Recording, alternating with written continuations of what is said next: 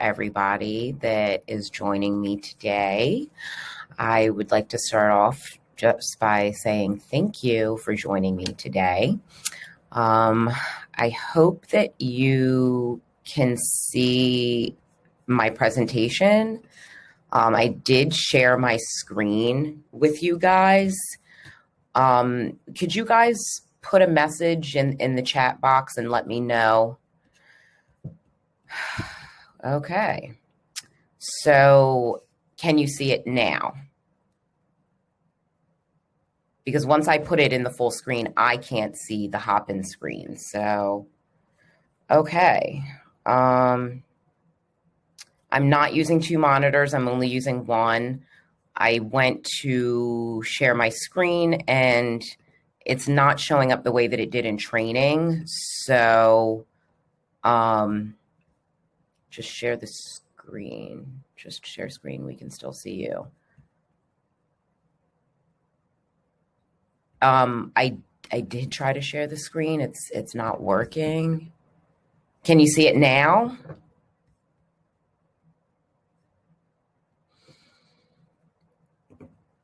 Okay, so should I just carry on without the presentation showing, I guess?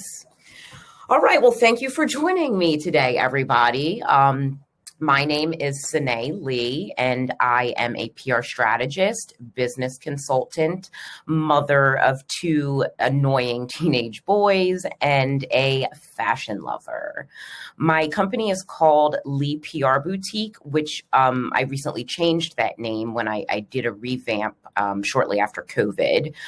And when I initially changed the name of my company, a lot of people thought that I was going to be a clothing boutique. And they said to me, oh, you know, what kind of clothes are you going to have there and stuff? And so I just want to take a second to explain the term boutique when it's used in business. It means that it's a small company or a small firm and that they focus niche type of clientele. So, you know, I used it in my business name, one, to show my love for fashion, and two, to let people know that I am a small company and that I do have a niche clientele that I work with, which is startups, entrepreneurs, and small businesses.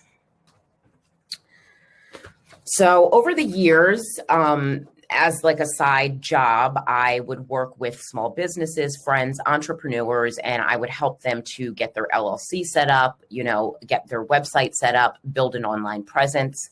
I realized that it was something that I really enjoyed. After being treated poorly at a lot of different jobs and just really not being happy with being a W-2 employee, I decided to take a leap of faith and start working for myself. So in 2017, I did it as a side job and still had some other jobs, you know, going on the other end of things. And in 2018, I decided to do it full time. And so since then, I've been working full time as a PR strategist and a business consultant. Although being an entrepreneur is definitely hard work, I think that it's really worth it in the end, you know, the freedom that you get with it. The biggest piece of advice that I would have for anyone interested in taking the leap of faith is that you really have to be dedicated.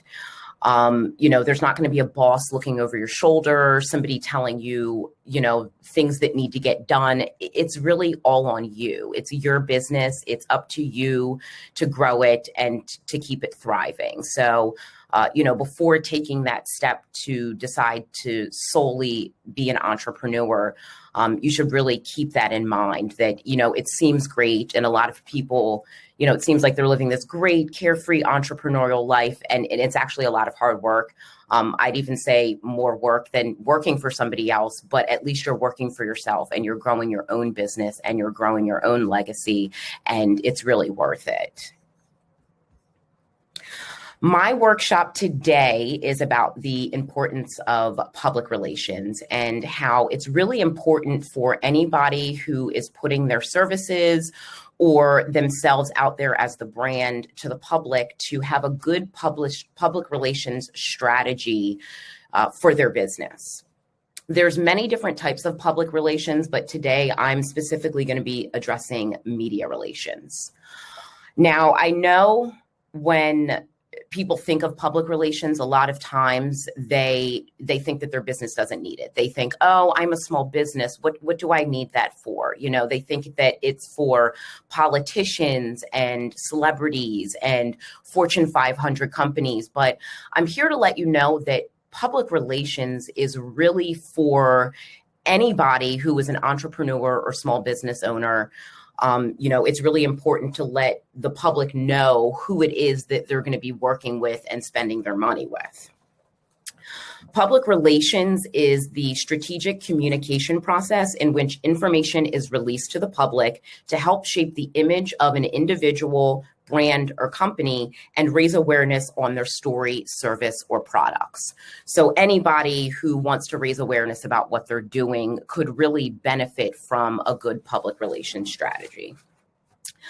You do this by gaining exposure to audiences through trusted media outlets or through events and things like that within the community itself. So think like news features on your local news or local publications, speaking at local events through organizations that share the same mission as your business and things like that. You could also hold your own workshops and seminars for free. People love free things, and even offer like a free giveaway, promotional goodie bags and things like that. So as I mentioned, really anyone who's putting their services out there is who can benefit from having a good PR plan. More often than not these days, the internet is abuzz with scams and, people getting harmed in the process of, online transactions through Facebook Marketplace or Craigslist. There's a lot of pyramid schemes that I've been hearing about where, they try to get you to sign up for selling these products or services, and in the end, you realize that nobody's actually selling products or services. Where the money is coming from is the people that you're convincing to sign up to buy the products or services. So, a lot of people are skeptical of new businesses and things for those reasons, because they don't want to get scammed. So it's really important to have a public relations strategy so that people can feel like they know who they're working with and who that they're spending their money with.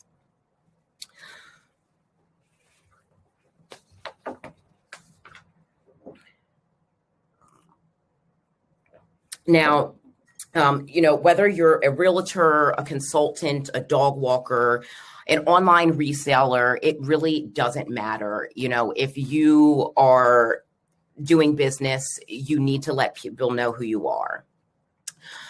The best way to do that is a public relations strategy. You really have to map it out from beginning to end. PR is literally everything that you do. Everyone that you come in contact with in the course of doing business is the public. So, other businesses, consumers, delivery drivers, business networking groups, local chamber of commerce, schools, community centers, really anybody that you feel it would benefit you to network with to help grow your business. So some of the techniques before we talk about the techniques, let's talk about what needs to be done prior to executing the techniques. So the first step in creating a PR plan is to develop your story. Now, you want it to be a story that's going to resonate with your target audience and the people and organizations that you want to work with. And you also want to make sure that you're not exaggerating too much or making things up completely, because the worst thing would be you making up a rags to riches story and, people find out that your family's wealthy and that you have an inheritance and that, rags to riches is not your story. And then in the end, it would take a lot of time and effort and money to kind of come back from that lie that you told. So what you have to do is really get creative and look into yourself, look into your business, why what makes your business unique? Why should media outlets want to feature your company? And why would other companies want to partner with you? These are some of the things that you'd want to keep in mind when you're writing your story. I had a client that opened a hair salon in West Philly, and she had a really great vision for not just having the salon be a hair salon, but she wanted to open it up to have events to empower young girls in the community. So I reached out to West Philly Local, which is an online publication, and got her grand opening featured on the front page of their site. So the reason that the story spoke to them was because she had more behind her business than just, hey, come and get your hair done and look pretty. She was reaching out to the community. She wanted to help women and empower women within the community. So it's really good to figure out what your story is and what your pitch is going to be to get these media outlets to want to feature you and to get other companies and organizations to want to work with you. Everyone loves a good story, and a transparent business is seen as more trustworthy. Once you have it all narrowed down, you can begin creating a media kit. This is a document that's going to outline your story, your mission statement, information, bios about important players within the company, information about your successes, your network, your social followings. It's going to be sent out with your pitch to journalists and bloggers and pretty much anyone that you are looking to give more information about your business to. You can send this media kit out. So it's really a great document to have. It's really an important document to have.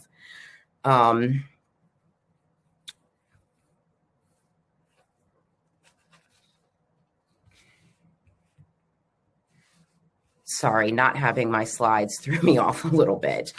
Okay, so the next that you want to do is to draft a pitch to send along with your media kit.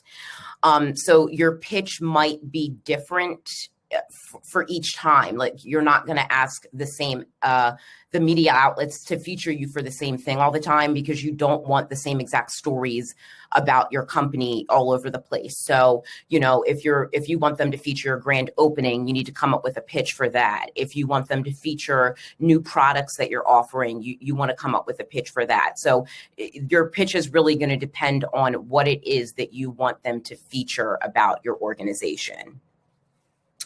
Once you have all of that done, you're ready to start connecting. So you want to find local news publications, print and online, and start reaching out to them about featuring your grand opening and upcoming events and products and services.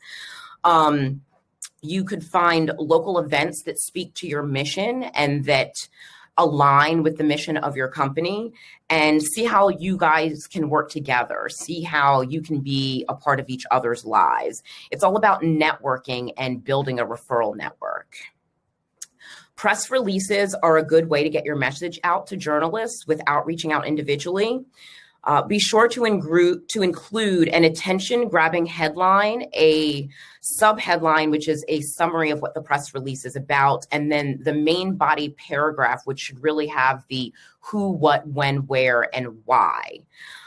You want to end it with a call to action, which would typically be a link to your website, or if your press release is about a specific event or product, the link could go specifically to that page for that. There are a lot of different companies that you can work with, press release distribution companies. There are some free ones, and then there's paid ones as well. The paid ones, you know, as usual, they have a little bit more reach. So depending on, you know, how large of a reach you were looking for, really depends on whether or not you could do the free one or do a paid PR service. And if anyone's interested in that, I do have a link to an article that has like 20 of the top, you know, press release companies for 2020.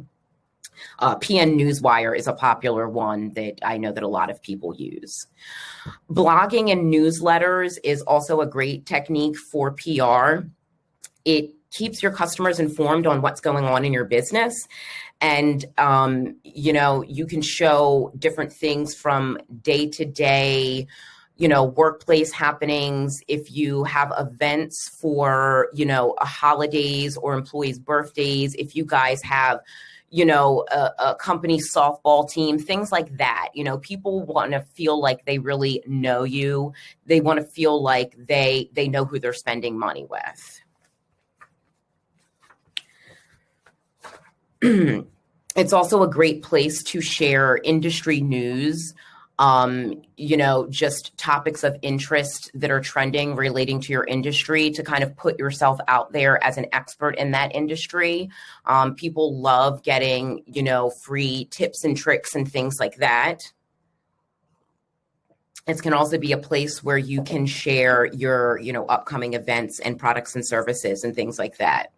Blogs and newsletters are basically a really good way to get creative and to open up to your customers about, what your business really stands for and what you guys do.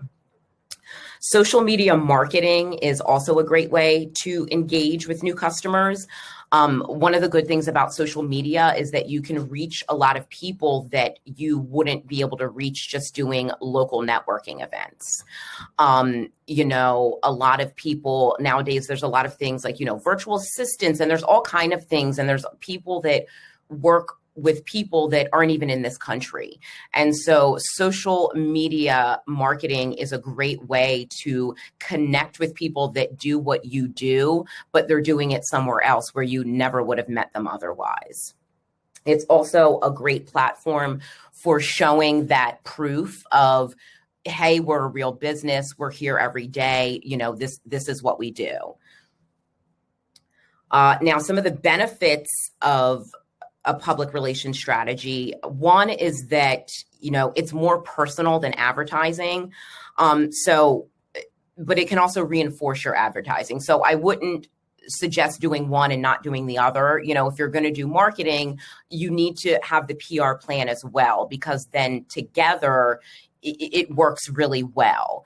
People are very hesitant these days of trusting ads because they feel like they're being stalked on the internet. And, they mention cookies, and now there's a cookie ad showing up. So a lot of people, are kind of skeptical about that. So the way that you counteract that is with a good public relations plan. So yes, they may see your ad, but then when they check out your website and they check out your social media pages and they go to your blog, they feel like they're really getting to know you. And that can kind of counteract the fact that, they felt like they were being sold to initially when they saw an ad for your company.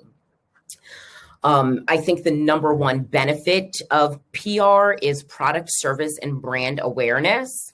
I like to tell my clients that people cannot buy your products or services if they don't know that they're available for purchase.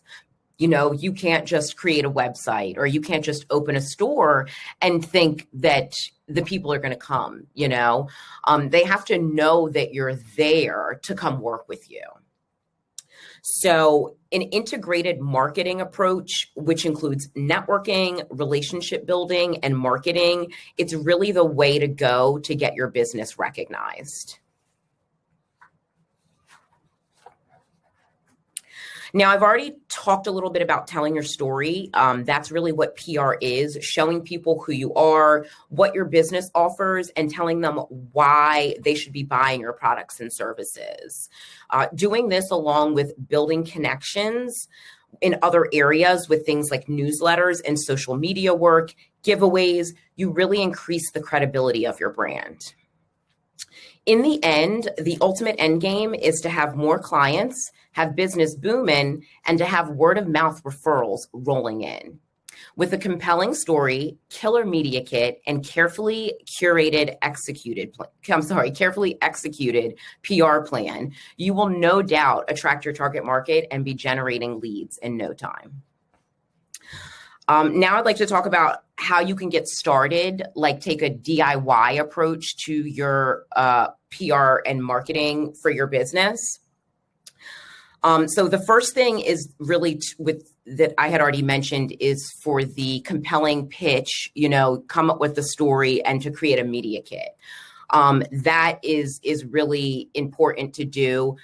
You'll also want to look up, it's going to take some research. You're going to want to look up online and find organizations in your area, or publications, online print publications that would be good for you to be featured in, would be good for you to work with. And you want to make a list of them and find out their contact information, because these are the people that you're going to be reaching out to with your pitch and with your media kit.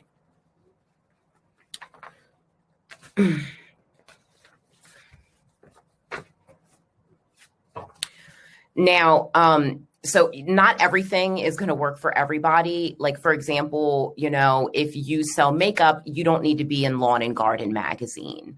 And if you sell lawnmowers, you don't need to be in 17 magazine. So, not all features are going to be for you. Some things might be a waste of time. So you really want to make sure that you're looking into the organizations and make sure that their missions align with yours, and that they are a stand-up business, and that they are somebody that you would be comfortable working with and comfortable being featured on their, blogs and newsletters and things like that. So basically what you're trying to do is build a referral network.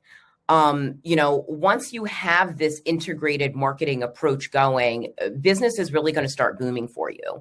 And one of the things that I've noticed with my clients is I feel that they get scared. They see that their business is going to grow when I start working with them, and they get scared that they're going to grow too big, and then they pull back a little bit. Personally, I'd rather be turning people away than not having enough people. And that's why it's so important to build this referral network, because then you have other people that you can refer clients to when an overflow starts to happen. Now, with that being said, you do have to be careful of who you work with.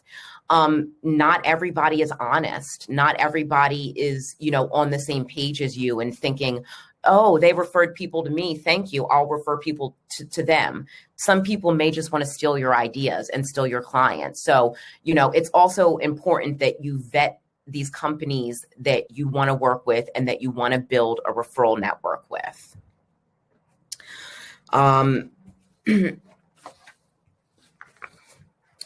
So I wanted to take a minute just to give some examples quickly of, what I mean about the type of places that you could reach out to.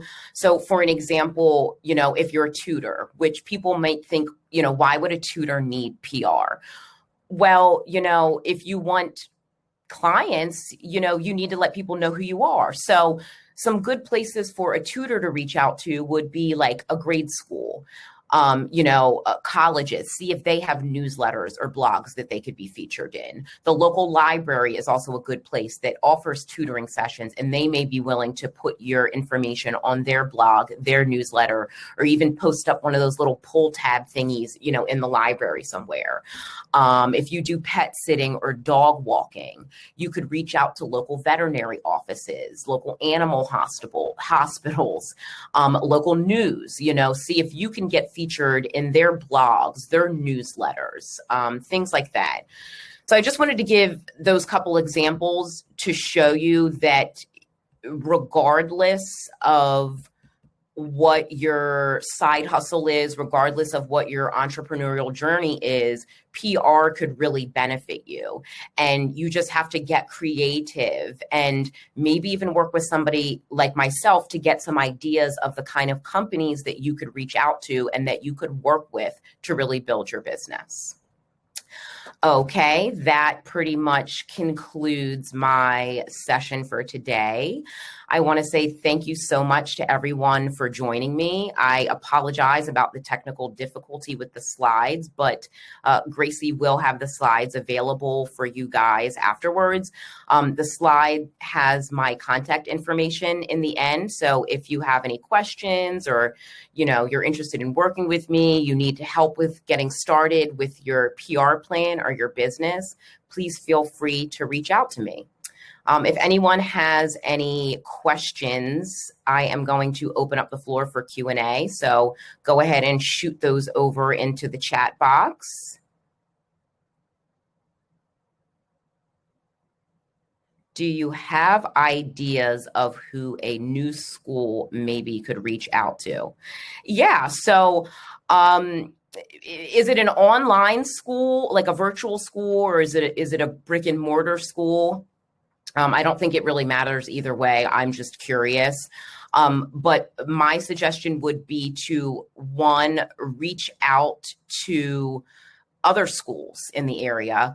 Another good idea would be to reach out to, like, daycare, preschool centers. Well, I'm not sure what grade level the school is, but if it's like a lower grade level, like elementary, you could reach out to, okay, it's high school.